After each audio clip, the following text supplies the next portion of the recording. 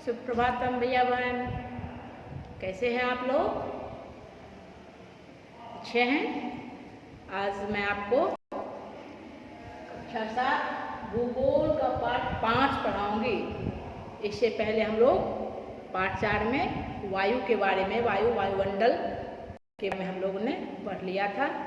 आज हम लोग जल के बारे में पढ़ेंगे। तो सबसे पहले हम देखेंगे इस पाठ में पृथ्वी पर जल का वितरण। पृथ्वी पर जल का वितरण है, इसके बारे में हम लोग चर्चा करेंगे। पृथ्वी पर जल, जितना भी जल है, चाहे वह नदियों, तालाबों, झीलों, हिम क्षेत्रों, भूमिगत जल हो, अंडरग्राउंड वाटर, या सागरों में जितने भी जल उपस्थित हैं, इन सारे स्रोतों में उनको सम्मिलित रूप से क्या कहते हैं? जलमंडल। और इसके बारे में हम लोग कक्षा 6 में भी पढ़ चुके हैं कि ये सारे जल के जितने भी स्रोत है पृथ्वी पर जो उपस्थित हैं, उन सबको सम्मिलित रूप से क्या कहा जाता है? जलमंडल कहा जाता है। तो जलमंडल यानी इसकी उपस्थिति, जल कितना है भाई, कि पृथ्वी पर जल की उपस्थिति कितनी है? आप सब जानते हैं, लगभग 71%। कितना है? 71% जल है। और यह 71% जल पूरा कहाँ है? अधिकांश भाग कहाँ है? सागरों और महासागरों में है। यानी इस पूरे जलमंडल का, इस जलमंडल जो कि स्थल पूरे पृथ्वी का की सतह पर 71% भाग जलमंडल है। इस जलमंडल के यानी 97% भाग का जो जल है वह सागरों और महासागरों में यानी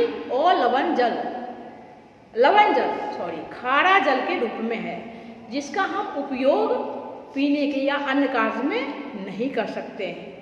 यानी 97% के बाद 3% जल ही जो बचा, जिसका कि हम लोग उपयोग करते हैं, जो कि झीलों, तालाबों, नदियों इत्यादि में जमी हुई बर्फ इत्यादि के रूप में है।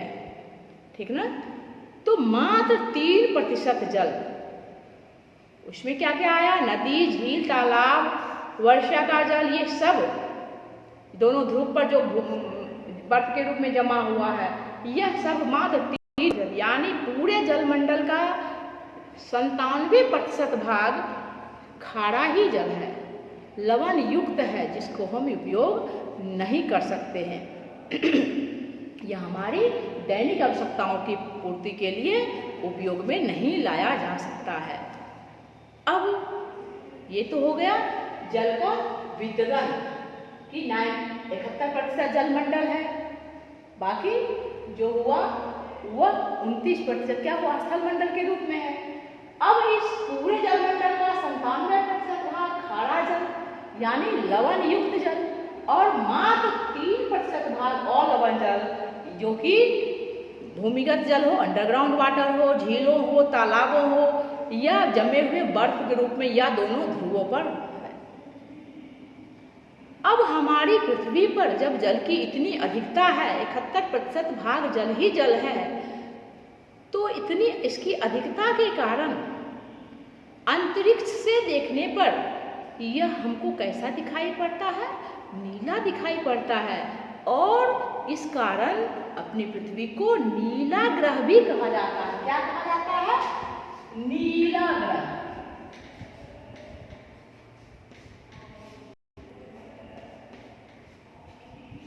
इसके बारे में भी आप लोगों को हम कक्षा 6 में बताए हैं कि अंतरिक्ष से देखने पर यह नीला दिखाई पड़ता है जल की अधिकता के कारण, और इसलिए इसको नीला ग्रह भी कहा जाता है।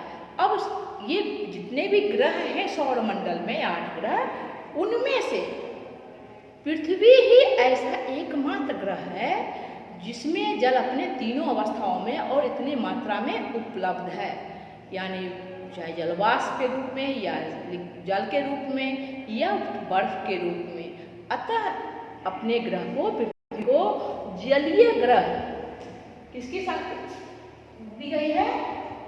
जलीय ग्रह की संज्ञा दी गई है। क्या कहा गया है इसको? जलीय ग्रह। किस कारण? कि बाकी ग्रहों पर जल की इतनी अधिक जल नहीं पाया जाता है कि एकमात्र अपनी पृथ्वी पर ही।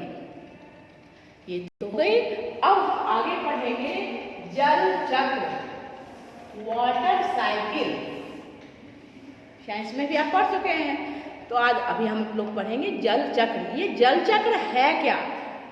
तो पृथ्वी पर ये जल की मात्रा जो है, बैलेंस जो बनी रहती है, यह किसके द्वारा? जल चक्र के द्वारा ही संतुलित रहती है। जल चक्र है क्या? जल चक्र एक ऐसी प्रक्रिया है जिसके अंतर्गत पृथ्वी पर उपस्थित जल है, वह सागरों महासागरों का हो या नदियों तालाबों झीलों का हो, ये सारा जल वाष्पीकृत होकर अपना रूप बदलकर लगातार ऊपर जाते रहता है वायुमंडल में, है ना।